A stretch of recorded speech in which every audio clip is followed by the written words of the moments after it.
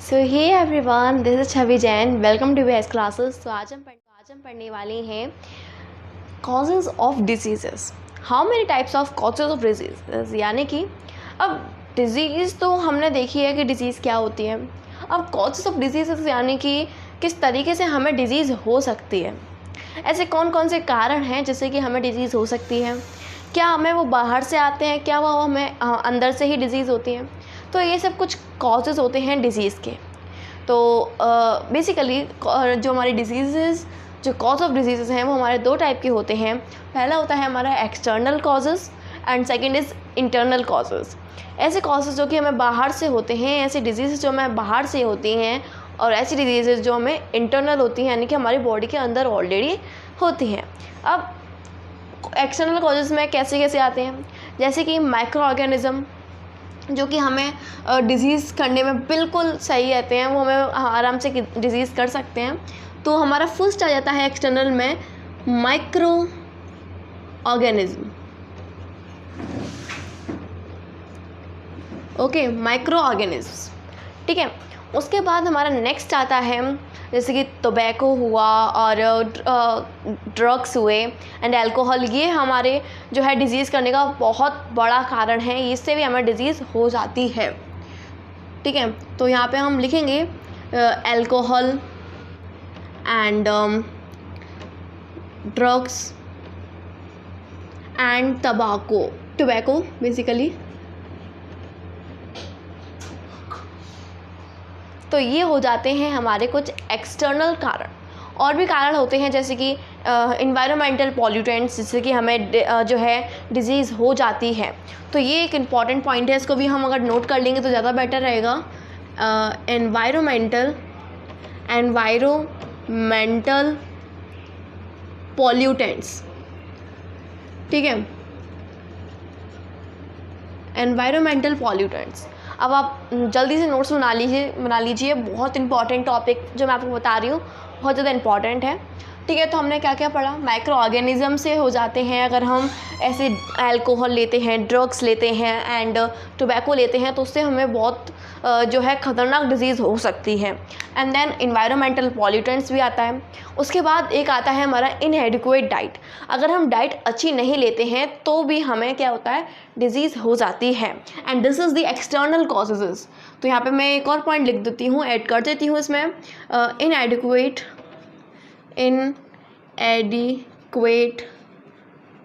Diet. इनएडिक्वेट diet भी हमारे external causes में आता है। अब हम देखते हैं इंटरनल कॉजेज़। ऐसे कौन कौन से कारण हैं जैसे कि हमें जो है इंटरनल कॉजेज़, यानी कि जैसे कि हमें अपनी बॉडी से ही हमें जो है कुछ प्रॉब्लम्स हो जाती हैं, कुछ डिजीज़ हो जाती हैं। जैसे कि माल फंक्शनिंग, इसकी स्पेलिंग आप याद कर लेना, थोड़ी बड़ी है। माल फंक्शनिंग ऑफ बॉडी पार्ट्स। तो बॉडी पार्ट जो होते हैं उनकी अगर माल फंक्शनिंग हो जाती है, जैसे कि कोई भी किडनी का हुआ, स्टमक का हुआ, तो इनकी माल फंक्शनिंग हो जाने से हमें डिजीज़ हो जाती है। माल फंक्शनिंग क्या होती है, माल फंक्शनिंग यानी कि वो अच्छे से काम नहीं करते। जैसे कि हमारा स्टमक है, अगर वो अच्छे से काम नहीं कर रहा है तो हमारा डाइजेशन वगैरह कैसे होगा। अगर माल फंक्शनिंग हो जाती है किसी बॉडी पार्ट की, तो ये हमारे एक इंटरनल कॉजेज़ आ जाता है, एक इंटरनल कॉजेज़ ऑफ डिजीज़, ठीक है। तो इसमें आप लिख सकते हैं किडनी एंड स्टमक, तो ये सब हमारे आते हैं इंटरनल कॉजेज़ में। तो इसमें बस यही है कि माल फंक्शनिंग हो जाने पर हमें जो है डिजीज़ हो जाती है। तो इंटरनल कॉजेज़, एक्सटर्नल कॉजेज़ यही हैं। तो चलिए अब हम आगे बढ़ते हैं टाइप्स ऑफ डिजीज़ पे।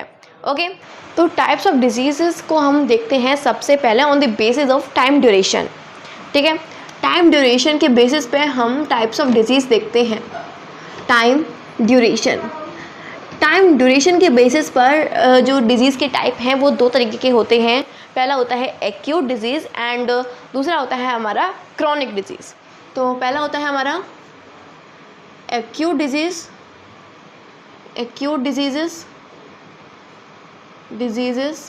तो आप जल्दी से इसको नोट कर लीजिए, बहुत ज़्यादा इम्पॉर्टेंट है।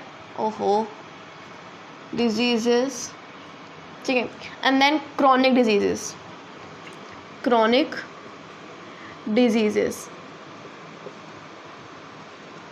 ठीक है। ये 2 तरीके के हमारे डिजीज़ होते हैं, ये सेकंड वाला है and this is first one, ठीक है।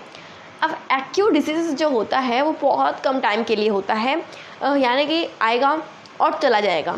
मतलब ऐसा है जैसे कि हमारा कोल्ड हुआ तो कुछ दिनों के लिए आता है, 15 दिन के लिए आएगा ज़्यादा से ज़्यादा, इससे ज़्यादा तो आने वाला है नहीं, तो इतना ही आता है और उसके बाद ये चला जाता है। कुछ ज़्यादा टाइम के लिए नहीं आता है, पूरे लाइफ टाइम के लिए नहीं आता है, और ये कुछ शॉर्ट पीरियड ऑफ टाइम के लिए आता है। तो यहाँ पे हम लिखेंगे short period of time, period of time.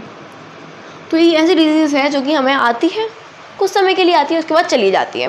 जैसे कि हम एग्जांपल में कोल्ड ले सकते हैं, एग्जांपल जैसे कि हमारा फर्स्ट एग्जांपल हम लिख सकते हैं कॉमन कोल्ड एंड बेटर रहेगा कॉलेरा, ठीक है। तो ये हमारे एग्जांपल हो गए हैं एक्यूट डिजीज़ के। तो मैंने पहले आपको बताया था शॉर्ट पीरियड ऑफ टाइम के लिए आते हैं, बहुत कम समय के लिए आते हैं और फिर चले जाते हैं, हमें कुछ ज़्यादा हार्म नहीं करते हैं ये। तो अब देखते हैं क्रॉनिक डिजीज़, ठीक है। तो let's see the chronic disease. तो क्रॉनिक डिजीज़ जो होती हैं बहुत इजी है, बस थोड़ा सा ये जो है समझना पड़ेगा आपको। जैसे कि क्रॉनिक डिजीज़ जो होती हैं वो लॉन्ग पीरियड ऑफ टाइम के लिए आती हैं, लॉन्ग पीरियड ऑफ टाइम, तो बहुत ज़्यादा टाइम के लिए आती है। हम ये भी कह सकते हैं कि पूरे लाइफ टाइम के लिए आती हैं। एग्जाम्पल के लिए डायबिटीज़ ले लो, डायबिटीज़, ठीक है। एंड हम ले सकते हैं टीबी, तो ये हमारे पूरे लाइफ टाइम के लिए, या फिर हम कह सकते हैं बहुत ज़्यादा समय के लिए आती है, ठीक है। तो ये हो गया हमारा क्रॉनिक डिजीज़। अब देखते हैं on the basis of the causative agent के बेसिस पर हम देखेंगे टाइप्स ऑफ डिजीज़। तो मैं इसको इरेज कर देती हूँ।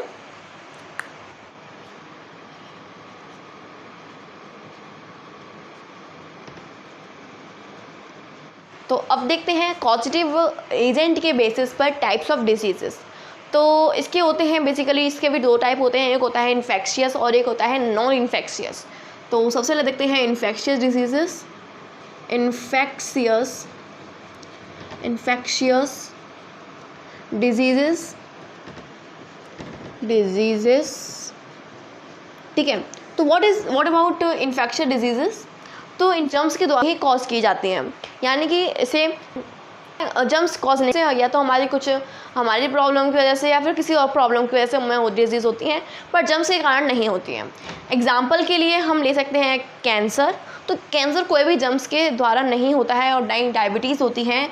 तो इसके एग्जाम्पल में कैंसर तो सही रहेगा, एंड डायबिटीज़ ऑल्सो, डायबिटीज़, ठीक है। तो ये एग्जाम्पल नंबर फर्स्ट हो गया हमारा, example number first, example number 2। तो ये हो गया इन्फेक्शियस डिजीज़। अब देखते हैं नॉन इन्फेक्शियस डिजीज़। तो नॉन इन्फेक्शियस डिजीज़ देखते हैं, नॉन इन्फेक्शियस डिजीज़, ठीक है। तो नॉन इन्फेक्शियस डिजीज़ के जो हैं ये जो हैं क्या होती हैं, कॉज्ड बाय डिजीज़ होती हैं। इसमें क्या था, इसमें नॉट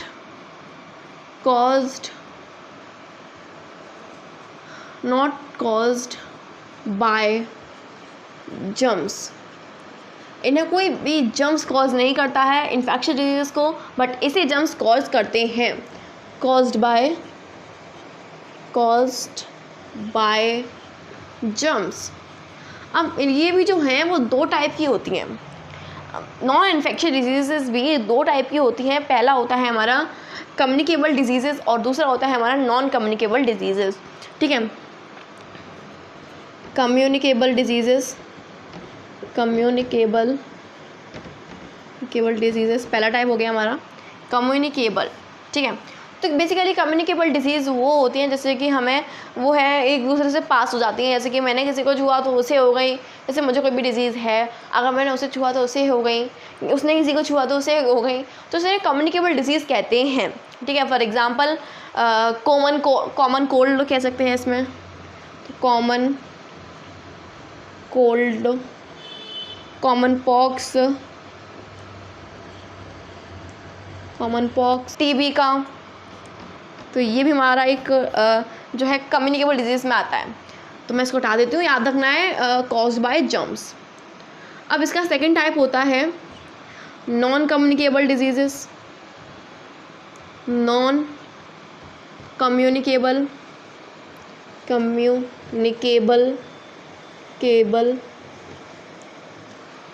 डिजीज़ेस, ठीक है। तो जो कि जैसे कि हम किसी को छुएंगे तो उसे होगा नहीं। जैसे एग्जांपल के लिए हम मलेरिया ले सकते हैं, तो क्या मलेरिया अगर मुझे है तो क्या मैं दूसरे को छू के कर सकती हूँ मलेरिया, या फिर मुझे मलेरिया है तो मैं क्या किसी को करके मलेरिया हो सकता है उसे? नहीं हो सकता, कोई चांस ही नहीं है। तो क्या होती है, वो नॉन कम्युनिकेबल डिजीज़ होती है। तो ये हमने देख लिया टाइप्स ऑफ डिजीजेस। अब क्लास टॉपिक देखते हैं जो कि इम्पॉर्टेंट है, बस वो हमारा लास्ट टॉपिक है, ठीक है। एजेंट्स देख रहे हैं जो कि जिससे कि डिजीज़ हमें हो सकती है। ऐसे कौन कौन सी एजेंट्स हैं जिससे कि हमें डिजीज़ हो सकती है? तो पहला आता है हमारा वायरस, जो कि हमें डिजीज़ करने में मददगार है मतलब वो हमें डिजीज़ करता है। कॉमन कोल्ड, वायरसेस हमें करते हैं कॉमन कोल्ड। इन्फ्लुएंज़ा, तो ये भी जो है वायरसेस से होता है। ये एग्जांपल्स हैं। एड्स जो है वो भी हमें जर्म्स के कारण होता है। एड्स वो भी हमारा होता है। डेंगू फीवर, तो ये एग्जांपल्स मैंने आपको बता दिए हैं वायरसेस से क्या क्या होता है। अब हम देखते हैं नेक्स्ट एजेंट जो कि हमें जो है डिजीज़ कॉज करता है, इन्फेक्शियस डिजीज़ कॉज करता है, एंड विच इज़ वर्म्स। हम वर्म्स देखते हैं सबसे पहले, ठीक है। तो वर्म्स भी हमें जो है डिजीज़ कॉज करने में बहुत मददगार होते हैं। जैसे कि तो वर्म से होती है हमें elephantiasis and the second one ascariasis, worm से। तो ये दो हमारे वर्म्स में आ जाते हैं। अब थर्ड वन देखते हैं जो कि ऐसा एजेंट है जो कि हमें जो है डिजीज़ करवाता है, एंड विच इज़ प्रोटोजोआ। और उसमें आती हैं हमारी डिजीज़ेस जैसे कि मलेरिया हुआ,